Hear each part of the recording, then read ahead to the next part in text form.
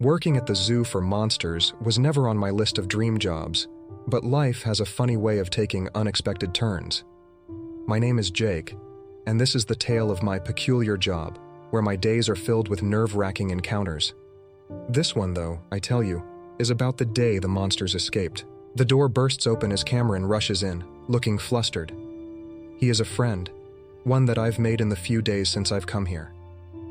He looks out of breath, and I don't have to ask him what exactly happened, since I can already see the notification flashing on my pager. Facility on lockdown, make your way to the safe rooms. That alone is more than enough to terrify me, even when I expect something like this to happen. But now that it's here right in front of me, I can't move. I'm going to die here, I think, as the blaring intensifies. It's Cameron's hand on my shoulder that brings me out of my scared haze. He looks terrified, but he doesn't have any hesitation in his eyes. Come on, Francis is waiting for us. That's enough for me to snap out of it and break into a run behind him. All around me, I can hear screams and the sounds of more muffled explosions. When I do hear heavy footfalls behind me, I slow down a bit, just to see what it is. Big mistake. Cameron, keep running, I yell, and roll out of instinct, just as I feel something fly through where my head was. I look up to see a scorpion's tail embedded in the wall, and I take that chance to keep running. The creature screeches at Cameron and me as we escape, but I know it's far from over. Just as we round the corner, I hear the skittering of heavy feet and know it's free again, and it's coming for its prey. I grab Cameron and pull him into a room, just as the thing rounds the corner and rushes past. What the hell? I mutter, watching the thing as it barrels down the hallway. I turn to Cameron, who has been holding his breath the entire time. You good?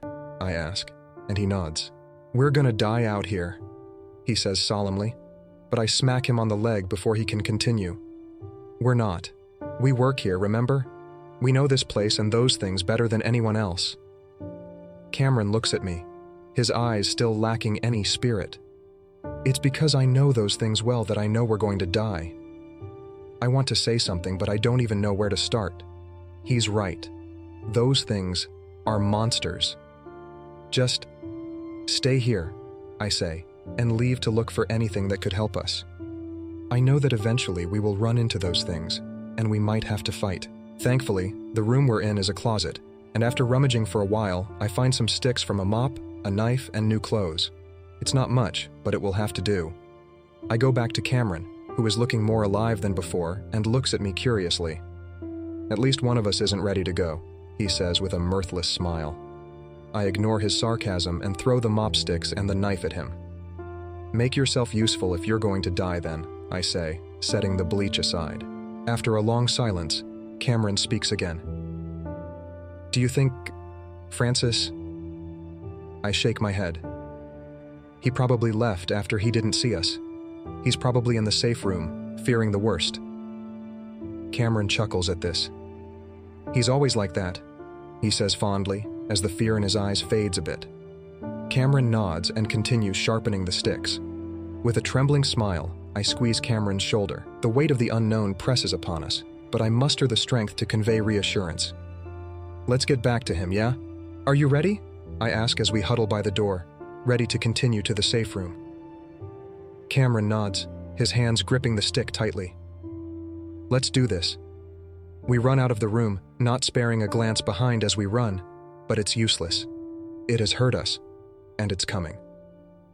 A blood-curdling scream from behind forces me to run even faster than I ever did in my life, but I feel like it's not enough.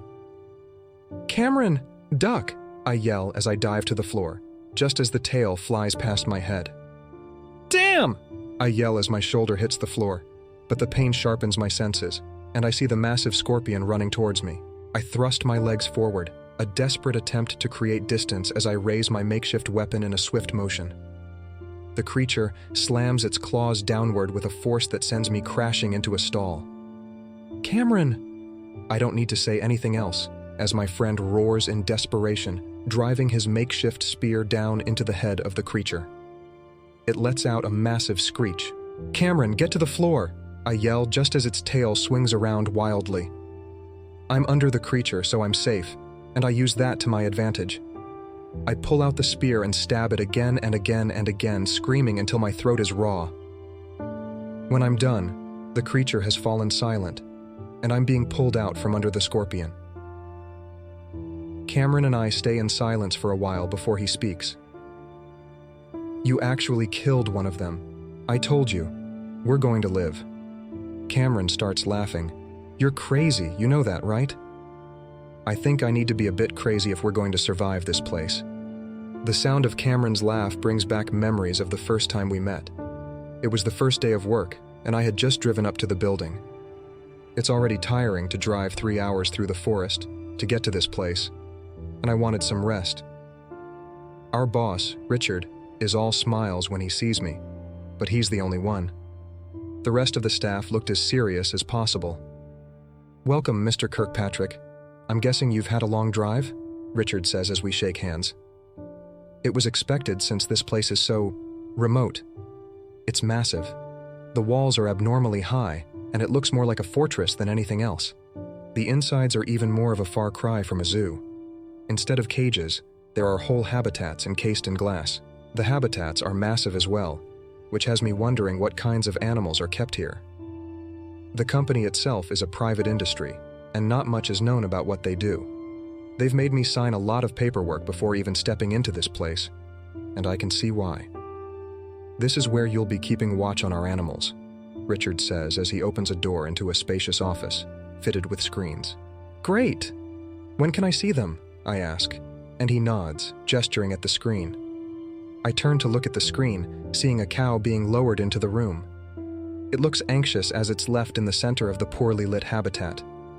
Before I can turn and ask what's happening, there's a flash of something black rushing across the screen. I almost fall back as I see a giant spider holding the cow in its jaws. "What did I just watch?" I stutter. But Richard is gone, replaced by another worker. "Yeah, it freaked me out too," he says with a smile, placing a hand on my shoulder. "I'm Cameron. We'll be fine. Our job is just to monitor them and nothing else, and we get paid handsomely." I open my eyes, sighing. That seems like such a faraway memory now. I need to get out of here. "Come on, Cameron.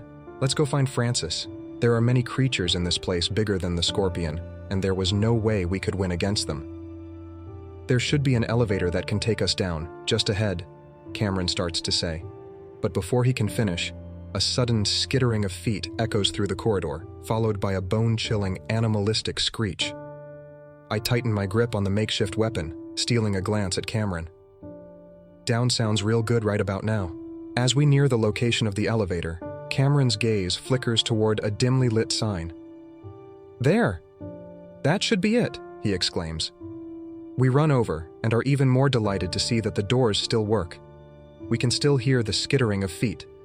It is distant for now, but the impending danger is enough to kick our survival instincts into overdrive. I remember the first time I saw the spider wasp in its cage. By this time, I had seen a lot of the creatures here, but the spider wasp was always just out of sight. It likes dark, humid environments. That's how it likes to hunt. That's what Cameron had said on my first day here, as we walked past a group of middle-aged men standing by the glass. They watched with keen interest as another cow was dropped into the massive habitat. The cow tried to make a run for it, but it was already too late. The creature moved with blinding speed, grabbed the cow, and retreated into the shadows. The only thing we heard was the cow's strangled cry, and a wet crunching sound before the habitat went silent again. That memory has been stuck in my head ever since, and I think I subconsciously avoid that side of the facility whenever I can. The elevator doors open with a muffled ding. "Wait, something's off," Cameron says as he creeps forward. My heart drops as I see we were reaching the spider wasp's habitat. It seems mainly undisturbed, so there's no way it got out right. "We need to go around it." Cameron's voice comes out in a hushed whisper. His eyes flickers toward the darkness that stretches down the corridor. He takes a deep breath, his eyes searching for any signs of movement. I creep forward with him. Even if the spider wasp is inside, there are other creatures that were probably lurking and waiting for some humans to snack on. We make our way through the darkness as it gets progressively darker and darker until I can barely see. I fight the urge to turn on my flashlight, since I didn't want to come face to face with one of those things. A sharp sound to my left almost makes me jump, but Cameron holds me steady and raises his hand to my lips. "There's someone here," he mouths as he opens the door, revealing a man on the floor, wearing a guard's uniform. The man lies there in a pool of blood.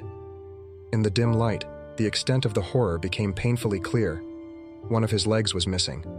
My stomach churns at the sight. "Alexei?" Cameron kneels beside Alexei, his eyes wide with shock. Hey, it's us. We're here to help," he reassures. You gotta get out of here," Alexei managed to utter, his voice strained. "It's still here. Came out of nowhere. I didn't stand a chance." Cameron's brow furrowed with concern. "What happened, Alexei? Where did it go?" Alexei's response is a pained grimace. Just go. It's hunting, and you don't want to be its next target." I know how to do basic first aid, so I take the lead in checking out Alexei's wound. It's gnarly, to say the least, and I can tell that something bit the lower part of his leg off with ease. He grabs me with near superhuman strength the moment I start to treat him, as if broken out of his haze. "It's coming back," he says, just as I hear that screech again, and my blood runs cold. The spider wasp is out, and it's coming. "Hide!" I yell at Cameron, who understands what I meant, and jumps into a locker. I do the same with a locker that was just in front of me, and I hold my breath, just as the silence is broken by loud buzzing. In a desperate attempt, Alexei clutches his gun, his trembling hand aiming it toward the door. His voice quivers as he mutters, "Not this time, you damn thing!" Just as he steadies his aim, a colossal force bursts through the door. Time seems to freeze as the monster, a grotesque silhouette in the dim light, barrels into the room. Alexei's resolve crumbles in an instant, but he still manages to pull the trigger. I can't bear to witness the impending horror. My eyes close shut, attempting to shield myself from the impending nightmare. But even in the darkness, the desperate screams of Alexei intertwine with the nightmarish screeches of the monster. "It'll be over soon. It'll be over soon." The rhythmic chant echoes in my mind, a futile effort to drown out the gruesome reality unfolding just beyond my closed eyes. Yet the sounds persist, screams of terror that seem to stretch time, making every moment feel like an eternity. I don't know how long I waited until the room is silent again, but I know that at one time I started crying, and I couldn't stop. I was scared, terrified. It was now getting to me, and I couldn't hold it in anymore. I still had to be quiet, but even that is getting too hard. It could just be waiting for any potential food to come by, and I could just die without even fighting back. Just like Alexei. The locker in front of mine opens up as Cameron steps out, looking distraught. I do the same. All that is left of Alexei is his blood, still fresh on the floor with his gun. I pick it up. "We need to keep going," I say blankly, and step out of the room. Cameron says nothing and steps out of the room behind me, neither of us ever looking back. Looking back would probably break me. We make our way through the darkness quietly, avoiding the light where we can and freezing in our tracks the moment we hear anything. The next levels are close now, and I can almost see our safe haven. We just have to get there. Cameron looks back at me and puts a hand on my shoulder. "There was nothing we could have done, Jake. Come on, we're almost there." I can imagine the look on Francis's face, I say. Cameron chuckles at the thought, but he says nothing else as we make our way through the dark. And then I hear it, from just in front of us. It has been waiting. I can see it now, as the light from my flashlight comes on. It's massive and almost takes the entire corridor. Its body, a fusion of spider and wasp, sends a chill down my spine. The spindly legs, each one tipped with razor-sharp claws, grip the floor with an unnatural grace. Its mandibles are serrated and dripping with a familiar red substance as they twitch in anticipation. The wings, reminiscent of a wasp but on an exaggerated scale, quiver with an unsettling energy. They seem ready to propel this hybrid monster into motion. A creature that shouldn't exist, yet there it stands. A living nightmare, ready to devour us. In my peripheral vision, I can see that Cameron is gone, and I almost swear at him for leaving me. Where the hell has he gone? The chittering sounds intensify, its movements calculated. It appears it's taking its time to survey me, and I wonder why it hasn't rushed me down already. Then, I notice it. One of its eyes is bleeding. A small victory, a reminder to the lone shot Alexei managed to land. I take a step back, after willing my entire body to move. I'm not going to make it easy for this thing. If it wants me, it's going to have to catch me. Another step backward, and the thing's eyes focus on me. I take another step back, and this time it follows me down the hall. I don't have a plan, or think I can even survive this, so I just turn and race down the other way. I hear the thing let out a blood-curdling cry as it races down the hallway. I turn right, just as it whooshes past me, slamming into the wall. But that doesn't seem to even daze it, as it continues chasing after me, and it's angry now. My heart is pounding in its cage as I run, and I can feel my life coming to an end. At least Cameron would be able to get away. I jump out of the hallway into a wide auditorium and back away as quickly as I can, just as the spider wasp jumps into the room screeching. What I'm not ready for is the roar I hear from behind me. It literally shakes the ground as I hear massive footfalls moving at a terrifying speed. I turn just in time to roll out of the way as a massive millipede rushes past me at the spider. I hear the most sickening crunch I've ever heard in this place. I get to my feet as I can see the legs of the spider flail in vain. As I back away and watch it devour the spider like a snack, I creep forward with a prayer on my lips, hoping that this thing won't be a quick eater. I run the moment I'm past the creature, going back the way I came, and relief starts flooding my system. I survived. I actually survived. I want to let out a laugh, but attracting more of those creatures isn't on my bucket list. I just need to find Cameron. I hear footsteps from behind, and my blood runs cold. The millipede is after me now. I turn and start running, just as I see it rounding the corner, crawling on the walls. It's massive, and I'm pretty sure I haven't seen all of its body. Its legs move in unison as it chases me silently, but the sound of those damn legs is a constant reminder of how close I am to dying. I jump over the tables and head straight for the elevator. I need to get off this level. I can hear it behind me, getting closer, a feeling I don't particularly like, but all I can do is keep running. I see the elevator in front of me, and my heart almost skips a beat. Then, I see a figure step out of the shadows. My heart almost stops, but after a few seconds I can see it's human, and a familiar human at that. "Duck!" Cameron yells as he raises something. I don't think twice and dive to the floor as something flies above my head, straight at the thing. There's an explosion from behind me, followed by a screech and the skittering of legs. Then silence. It's gone. I stand up, and I'm face to face with Cameron. "I didn't think I'd see you again," I say. "I'm sorry, Jake. I'm so sorry." His voice is choked. After we've both calmed down, he explains that he found an armory and had gotten some weapons to fight the monsters off with.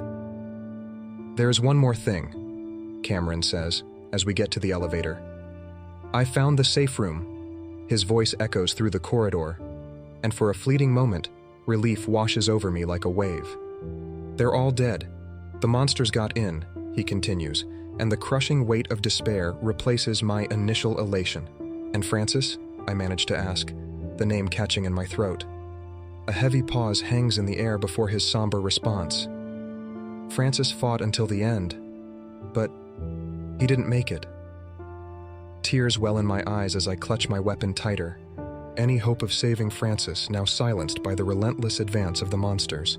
I sit there for a while before looking back up at Cameron. "So what now?" Cameron pulls out a piece of paper and shows it to me. "I found this on one of the bodies. There's a lower level with a ladder that leads directly to the surface. We can use this to get out." "All right, let's get a move." "Wait, I'm not done. There's a major problem." I can already sense what the problem is. "They're down there, aren't they?" Cameron nods. "That's where the monsters originally come from, and we're gonna go find out."